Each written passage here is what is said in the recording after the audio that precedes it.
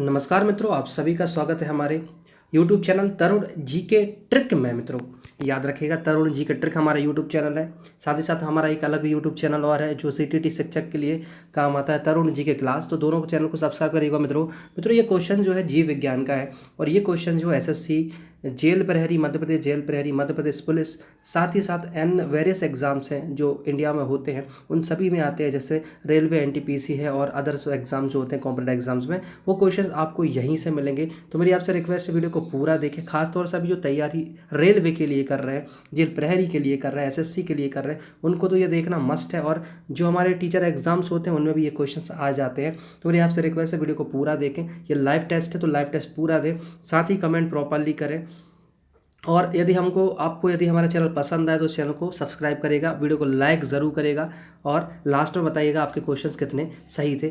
फिलहाल हम question number first की ओर चलते हैं। क्वेश्चन नंबर फर्स्ट है मित्रों हमारा, निम्नलिखित में से किसे वर्गिकी का पिता कहा जाता है? ऑप्शन है एंगलर, ऑप्शन बी अरस्तु, ऑप्शन सी है लीनियस और ऑप्शन डी है थियोफ्रेस्टस। तो याद रखिएगा मित्रों, जो वर्गिकी के पिता थे वो हमेशा लीनियस को कहा जाता है। किसको कहा जाता है? लीनियस महोदय को वर्गिकी का पिता कहा जाता है। दिमाग में ये क्वेश्चंस को बिठा लीजिए, किसको? लीनियस को कहा जाता है। क्वेश्चन नंबर 2 है, द्विनाम पद्धति के प्रतिपादक हैं। द्विनाम पद्धति के प्रतिपादक हैं। ऑप्शन ए है लीनियस, ऑप्शन बी है थियोफ्रेस्टस, ऑप्शन सी है इचियनसन और ऑप्शन डी है एंगलर। जो द्विनाम पद्धति के प्रतिपादक वो मित्रों कौन है? लीनियस है। कौन है दोस्त? लीनियस है, याद रखिएगा, द्विनाम पद्धति के प्रतिपादक। नेक्स्ट क्वेश्चन की ओर चलते हैं मित्रों। नेक्स्ट क्वेश्चन क्या बोलता है? क्वेश्चन है, सिस्टमा नेचर किसकी प्रसिद्ध बुक है? याद रखिएगा, जो सिस्टमा नेचर है वो उसकी प्रसिद्ध बुक, ऑप्शन ए है डार्विन, ऑप्शन बी है लेमार्क, ऑप्शन सी है लीनियस और ऑप्शन डी है रॉबर्ट हुक। तो जो सिस्टमा नेचर बुक का नाम है वो लीनियस की बुक है, जिसको हम वर्गिकी के पिता कहते हैं ना, जिन्होंने द्विनाम पद्धति दी है, उन्होंने ही क्या करा है? सिस्टमा नेचर बुक लिखी है। नेक्स्ट क्वेश्चन है मित्रों हमारा, क्वेश्चन नंबर 4 है, पुष्पी पादपों को रखा गया है। पुष्पी पादपों को रखा गया है। ऑप्शन नंबर है क्रिप्टोगैम्स में, ऑप्शन नंबर बी है फेनेरोगैम्स में, ऑप्शन नंबर सी है ब्रायोफाइट्स में और ऑप्शन नंबर डी है टेरोडोफाइट्स में। तो जो पुष्पी पौधे हैं ना, उनको हम फेनेरोगैम्स में याद रखिएगा रखते हैं। पुष्पी पादपों किस में रखते हैं? फेनेरोगैम्स में रखते हैं। तो ऑप्शन नंबर बी हमारा राइट हो जाएगा।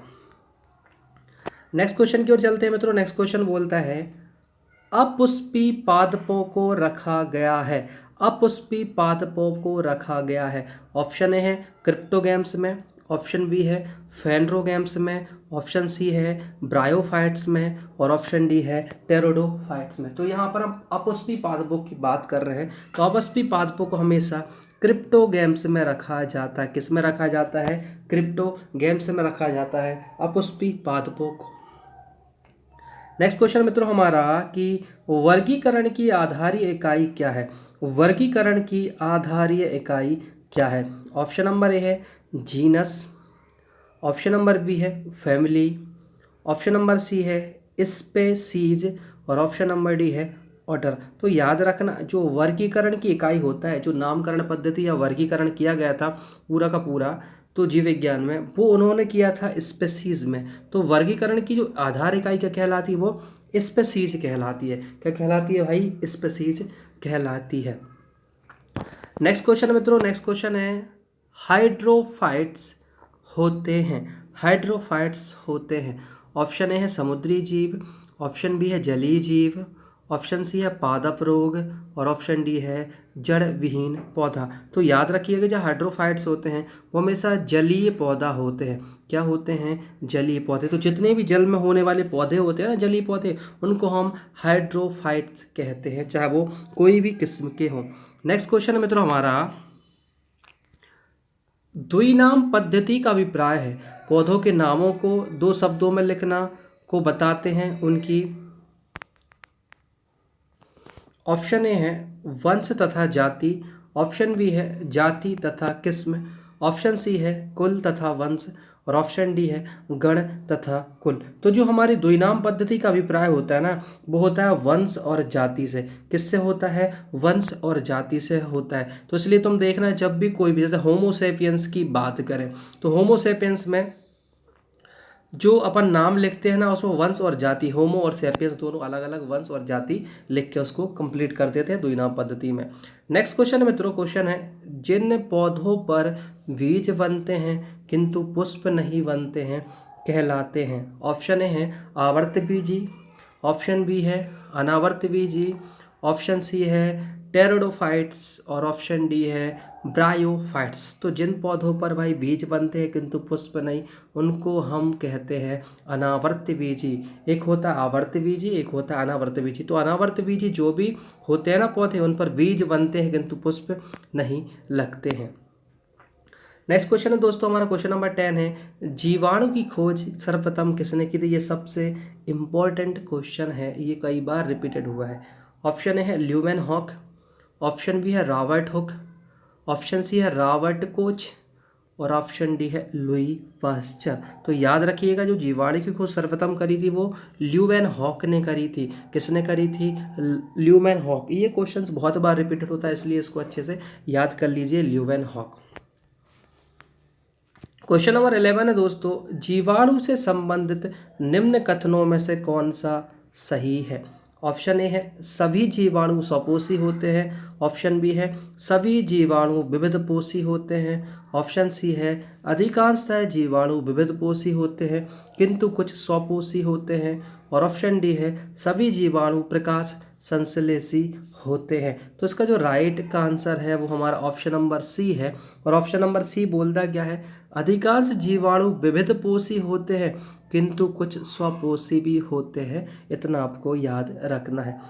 क्वेश्चन नंबर 12 है जीवाणु को पौधे माना गया है क्योंकि। जीवाणुओं को पौधे माना गया है क्योंकि। ऑप्शन ए है ये गति नहीं कर सकते, ऑप्शन बी है इनमें कठोर कोशिका भित्ति होती है, ऑप्शन नंबर सी है ये विखंडन द्वारा गुणन कर सकते हैं, और ऑप्शन नंबर डी है ये सभी जगह पाए जाते हैं। तो याद रखिएगा भैया, जीवाणु को पौधे माना गया है क्योंकि इनमें कठोर कोशिका भित्ति होती है। इनमें क्या होती है? कठोर कोशिका भित्ति होती है।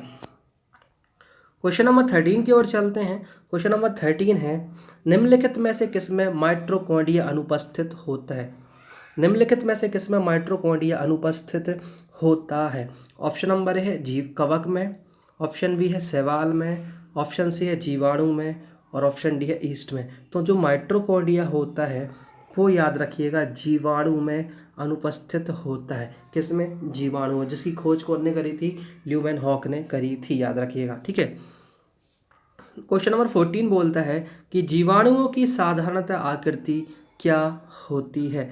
तो ऑप्शन नंबर ए है छड़ रूपी, ऑप्शन बी है गोल, ऑप्शन सी है सर्पिल, और ऑप्शन डी है कौमा रूपी, वाइब्रियो बोलते हैं जिसको। तो इसका जो राइट आंसर होगा, जो जीवाणु होते हैं वो छड़ रूपी होते हैं। जैसे अपने घर में जो छड़ होती है ना, उसके जैसे होते हैं, वैक्ली टाइप की होती है जीवाणुओं की आकृति।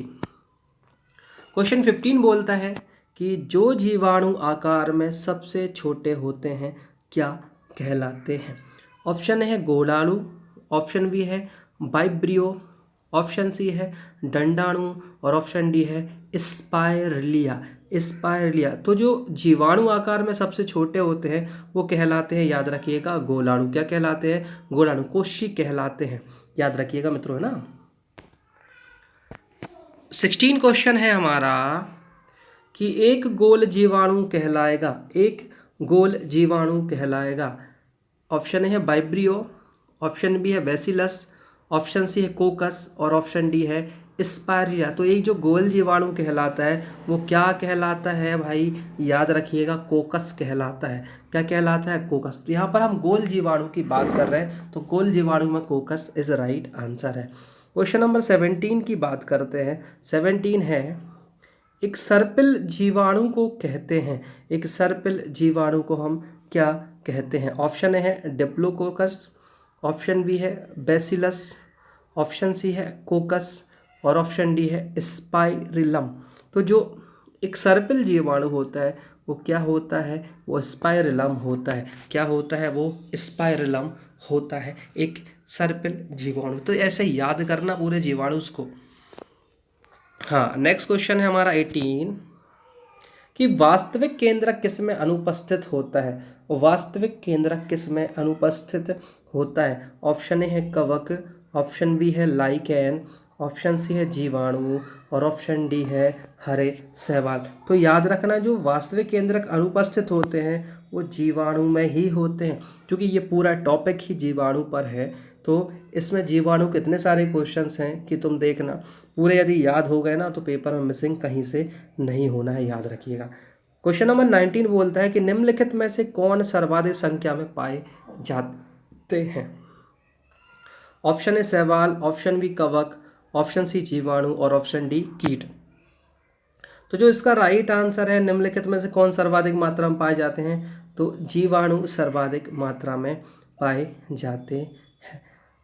20वां क्वेश्चन है, बैक्टीरिया में पाया जाने वाला प्रकाश संश्लेषी आश्रय कहलाता है, क्या कहलाता है। ऑप्शन ए है श्वसन मूल, ऑप्शन बी है मध्यकाय, ऑप्शन सी है वर्णकीलवक और ऑप्शन डी है जीनधर। तो जो 20वां क्वेश्चन है, इसका जो राइट आंसर है होगा वर्णकीलवक कहलाता है। तो बैक्टीरिया में पाया जाने वाला जो प्रकाश संश्लेषी आश्रय है वो क्या कहलाता है, वर्णकीलवक कहलाता है मित्रों।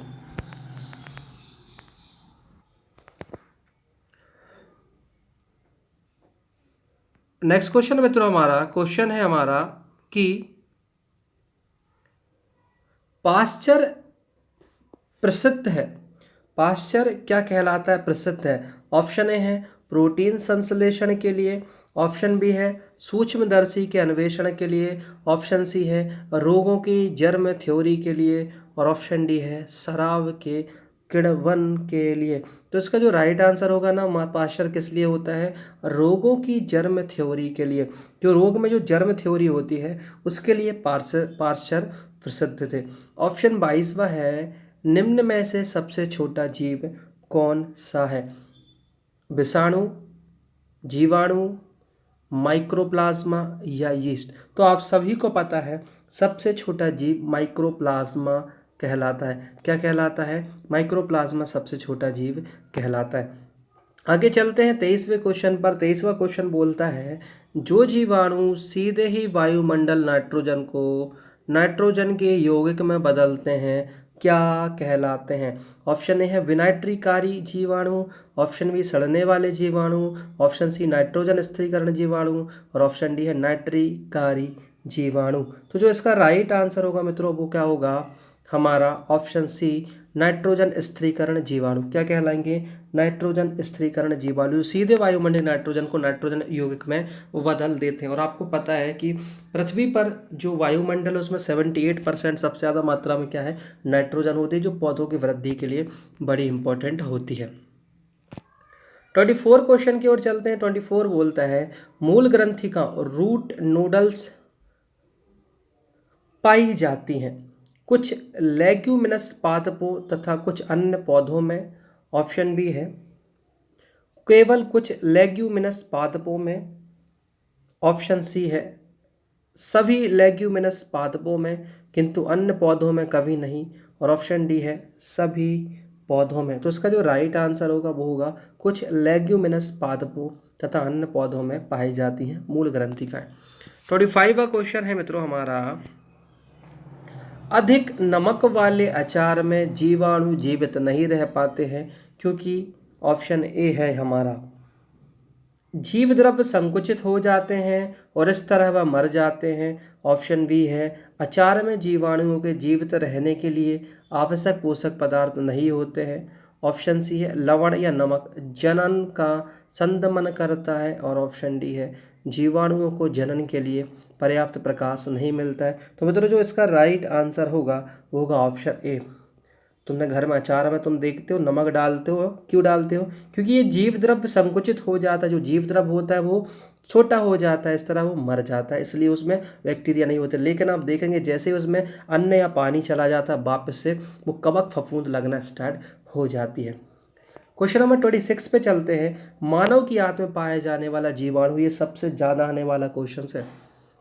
कोरिनोबैक्टीरियम, ऑप्शन बी है एसररीसिया कोलाई, ऑप्शन सी है वाइब्रियो कोलेरी और ऑप्शन डी है बैसिलस एंथ्रेसिस। तो भैया याद रखना, जो मानव के हाथ में पाया जाने वाला जीवाणु है वो होता है एसररीसिया कोलाई।